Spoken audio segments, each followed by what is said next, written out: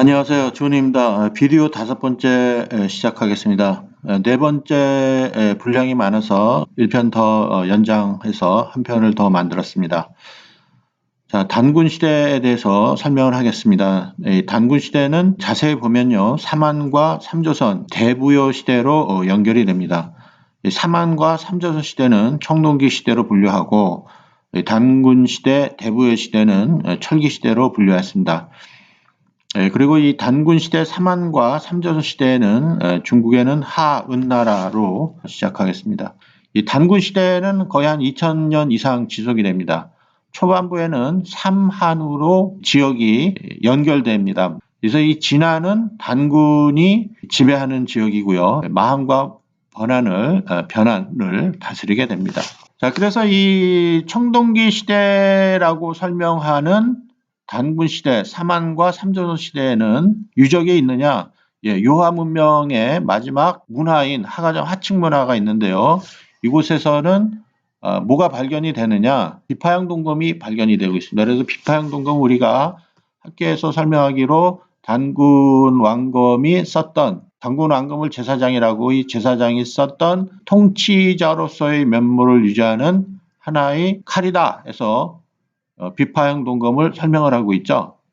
이 비파형 동검은 요하 지역에서 많이 발견이 되고 있습니다.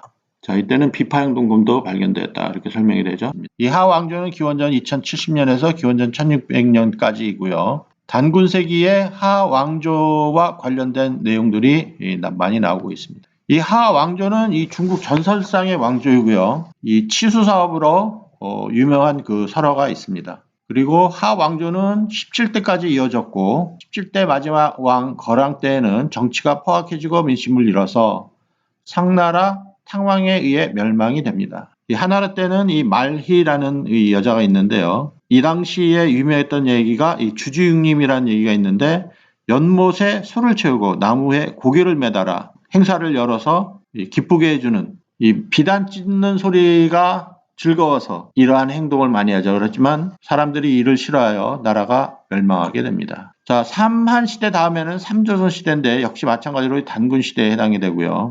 삼한에서 삼조선으로 바뀌게 됩니다. 자, 이때는 이 상나라 또는 은나라에 해당이 되는 시기이고요. 명칭도 마한에서 막조선으로, 변한에서 변조선으로 또는 번조선으로, 진안에서 진조선으로 변하게 됩니다. 자, 그 다음에 상나라, 은나라에 대해서 잠시 살펴보면요. 삼조선 시대 때 상나라가 성립이 됐고, 이 상나라는 이 역사상 최초의 왕조이죠.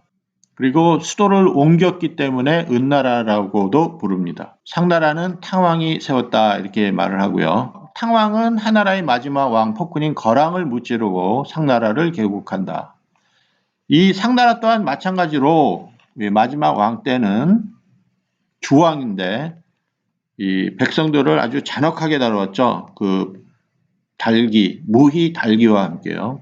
그래서 이 주나라 시조 서주 무왕에게 멸망을 당합니다. 자, 이 마지막 이 왕인 주왕이 이 안에 달기를 신뢰하죠. 그래서 주왕은 달기가 원하는 대로 합니다. 그래서 백성들을 많이 죽이죠. 그 당시만 하더라도 하늘을 숭배하였습니다. 하늘의 아들, 땅의 여인이 결혼하여 난 사람들이 맨카인드와 같은 네피림 같은 존재였죠. 바이블에 의하면.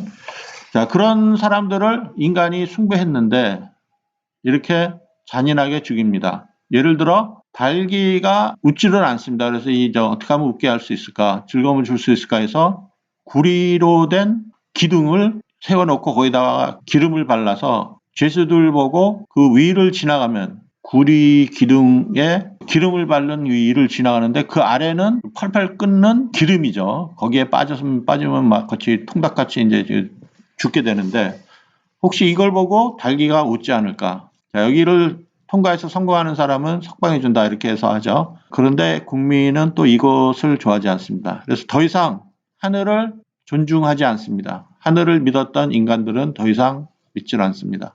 그래서 나라가 멸망합니다. 자, 주왕과 달기에 대한 사진이 되겠습니다.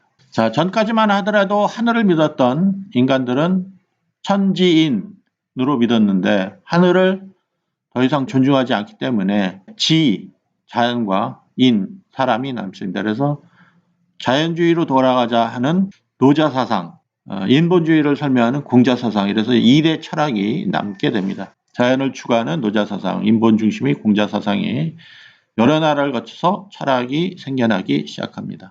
자, 그래서 은나라도 망하게 되죠. 갑골문자가 유명한 역사적 기록으로 보겠습니다.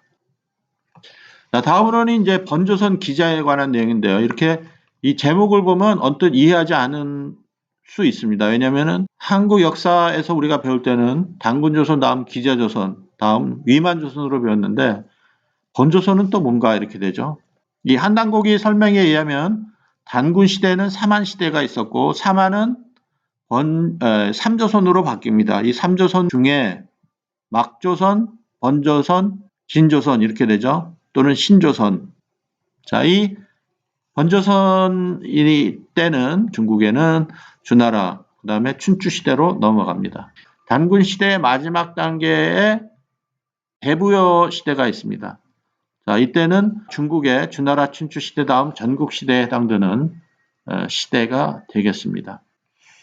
자, 한국 학계에서는 이 평양성을 한반도 북부의 대동강 지역으로 설명을 하고 있습니다. 자, 그런데 중국 사서에 의하면 그 근거가 사기와 송미자 세가에 의하면 쭉 내려서 조선으로 가는데 그곳은 평양이다 해서 이 평양은 대동강이다. 이러한 논리로 그 위치를 한반도 북부 대동강으로 설명을 하죠. 자, 그런데 이 단순하게 단군조선, 기자조선, 위만조선이라고 할 경우에는 이 생각의 여지가 없습니다. 왜냐하면 평양이 어디냐 그러면은 대동강이다. 한반도 북부 대동강이다. 이렇게 얘기를 하기 때문에. 그러나 한단고기에 의하면 기자가 온 지역은 번조선이라 하죠. 이 번조선은 이 기자 단군이 있는 지역에서 다스리는 지역이죠. 이 번조선이 되고 이 다스리는 번조선의 지역으로 기자가 왔다 이렇게 설명이 되기 때문에 대동강으로 올 수가 없습니다.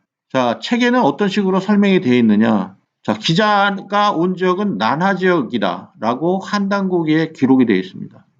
그러면은 대동강이 일 수가 없는 거죠. 이를 연구한 한국 학자 중에 한 분이 윤내현 교수가 물론 이제 단국대 총장을 지냈었고 그분의 설명에 의하면 기자가 온 곳은 난하 지역이고 산해관이 서쪽이다 이렇게 설명을 하고 있습니다. 자, 그래서 이 기자는 난하 지역으로 온 것으로 설명이 되고 이 단군조선은 그 당시에 이 대능하 지역에 위치하지 않았나 하고 추정을 하고 있습니다. 왜냐하면 기자가 조선 지역을 차지한 이후에 단군조선이 지도자들은 장당경으로 이주한다 이렇게 설명을 하고 있거든요.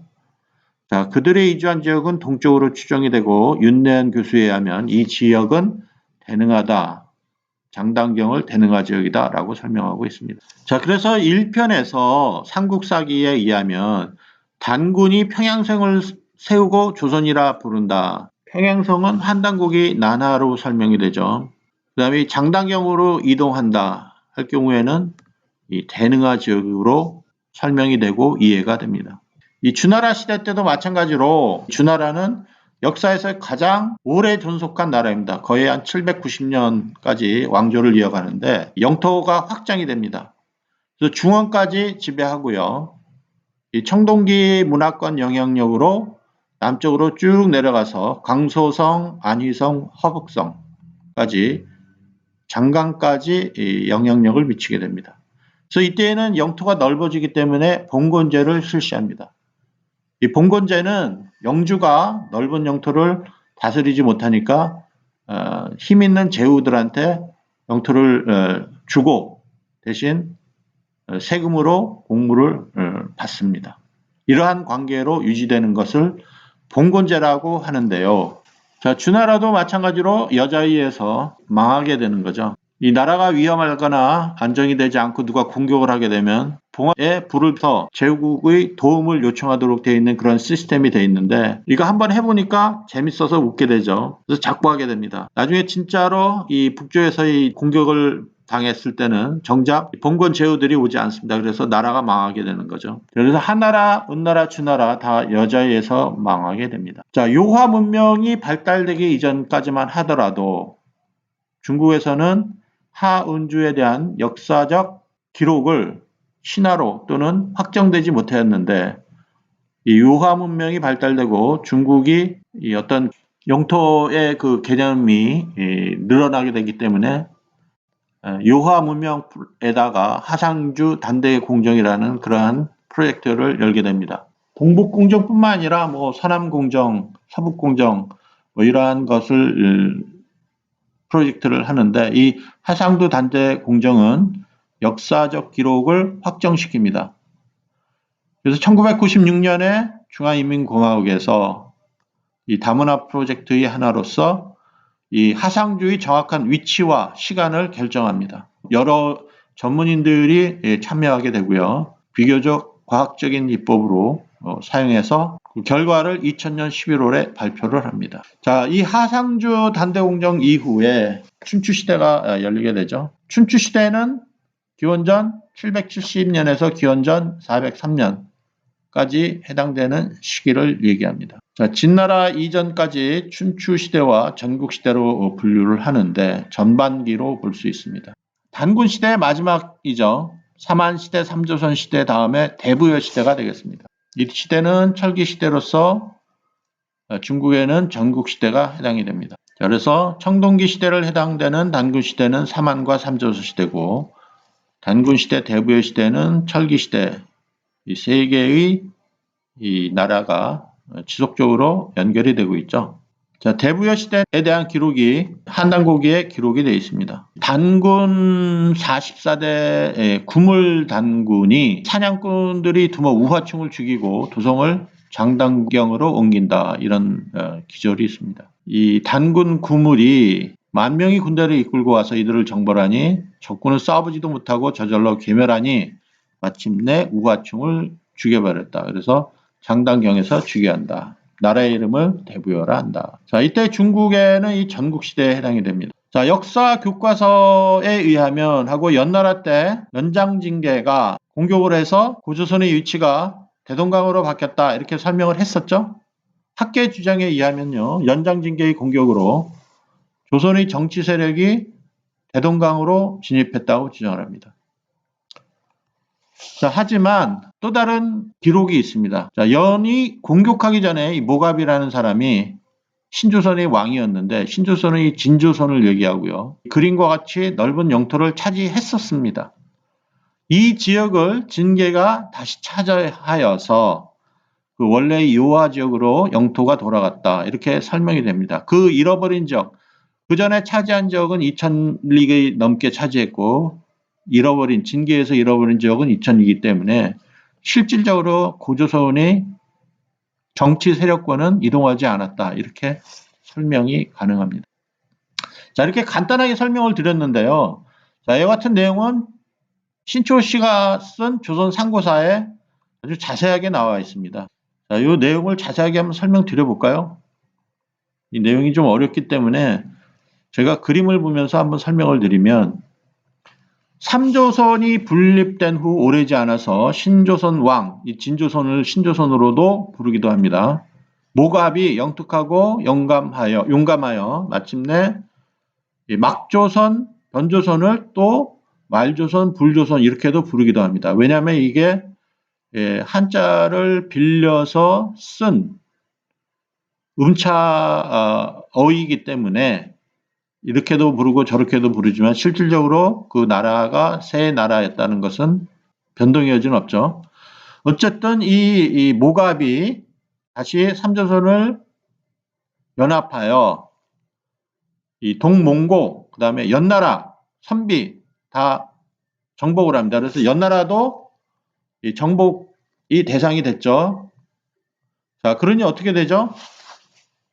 지역이 넓혀지게 됩니다. 이 지역 우부평, 어양, 상곡 이런 지역은 아직도 논란이 대상이 됩니다. 하지만 연나라를 차지했다. 그 지역이라고 보고 있습니다. 이 상곡을 연나라 이 동쪽으로 보는 사람도 있고요. 자, 여기에 대해서는 논란이 있기 때문에 정확하게 이렇다 저렇다는 확정짓지는 못합니다. 하지만 전반적인 내용을 봤을 때 자, 이렇게 모갑이 굉장히 넓은 영토를 다시 확장하게 되죠. 이때 연왕은 두려워서 서패를 신조선에 바치고 나라를 바치죠. 그리고 태자를 볼모로 보냅니다. 자, 그런데 이 모갑이 죽고 나서 이 모갑의 아들 모울이 왕이 되고 나서 연나라의 태자가 볼모로 갔는데 다시 가죠. 그리고 왕이 되고 연왕이 되고 그 연왕의 아들 태자를 다시 볼모로 보내야 되는데 이때 그 아들을 보내지 않고 장수 진계를 보냅니다. 그래서 이 진계가 모든 비밀을 탐지해서 다시 도망가죠. 그래서 신조선을 공격합니다. 그래서 세 나라를 공격하여 군사를 깨뜨리고 그 잃어버렸던 이 지역을 다시 다 되찾는 경우가 되는 거죠. 나아가 요소, 요동까지 차지하게 됩니다. 자, 여기서 요소, 요동에 대한 개념이 문제가 됩니다. 일반적으로 요소, 요동하면 이 요하 지역이 하류 지역을 중심으로 동서로 설명을 하는데 그러한 이 설명으로 인하여 이 대동강에 위치하지 않았나 이런 식으로 추측을 합니다. 하지만 요동과 요소는 초창기에 이 중국인이 봤을 때 요동은 지금 학계에서 설명하는 요동, 요서가 그 위치가 다름을 주지시킵니다. 자, 이 내용은 고구려 영토 때 자세하게 설명이 되기 때문에 다시 설명을 드리겠습니다. 자, 그리하여 사기 조선 열전에 뭐라고 설명이 되느냐. 연의 전성시대에 일찍이 진번조선을 침략하여 복속시켰다. 그래서 동호가 1천여리를 퇴각하였다. 또는 2천여리를 빼앗았다. 이렇게 기록이 나오죠. 그런데 그 경계선이 어디까지냐? 만반환이라 한다. 자, 이 만반환의 해석이 의미가 있는데요. 개인적으로는 번안인데 번안 지역까지 차지하는데 그 번안이 마지막 찰만자에서 그곳이 경계선이 되지 않나. 그래서 요하 지역은 아직도 유효하고 이 연나라가 그 전에 이 모울이 차지했던 지역을 다시 회복했다. 이렇게 설명하는 게 신초시가 쓴 조선상고사에 나오는 설명이 됩니다. 이 중요한 이유는 기존 학계에서는 연나라 장수 징계가 조선이 요동지역, 요하지역에서 자리를 잡은데 2000년을 빼앗기 때문에 2000년을 후퇴하면은 한반도 북부 지역이 대동강이다라고 설명을 하고 영토를 그쪽으로 설정을 해서 모든 학생, 모든 사람한테 이렇다라고 역사를 설명을 합니다. 특히 이와 관련이 있는 이 중국은 알았어, 땡큐지. 네가 그렇게 설명을 하는데 내가 뭐라 그러겠어? 이렇게 부정을 하지 않죠. 그러나 위를 자세히 보니 그게 아니더라 이렇게 되는 겁니다. 아, 2002를 후퇴했는데 그 전에 먼저 그 땅이 확보된 땅이 있었어. 그냥 다시 그거 이러니까 원래 이 위치는 조선 요동 지역이네 이렇게 되는 거죠. 그래서 요동에 관한 내용은 상당히 민감합니다. 그래서 연나라 중국에서 보는 요동 지역 또는 이 한국에서 말하는 요동 지역 또는 고구려가 말하는 요동 지역, 한나라 때 말하는 요동, 진나라 때 말하는 요동에 대한 개념은 자세히 파악하지 않으면 역사를 설명하는데 일관성을 있게 설명하지 못하게 됩니다. 자, 여기까지 설명이 이 단군 시대, 사만 3조선 대부여 시대까지 설명을 해드렸습니다. 자, 다음에는 북부여, 그 다음에 한나라 때 위만이 어떻게 동쪽으로 오게 됐으며 기준왕이 탈출한 곳, 그 다음에 위만조선이 성립이 되고 그 위만조선 이후에 한유철이 조선을 공격해서 조선이 멸망하는 시기까지 설명을 하도록 하겠습니다. 다음 편에 뵙겠습니다. 감사합니다.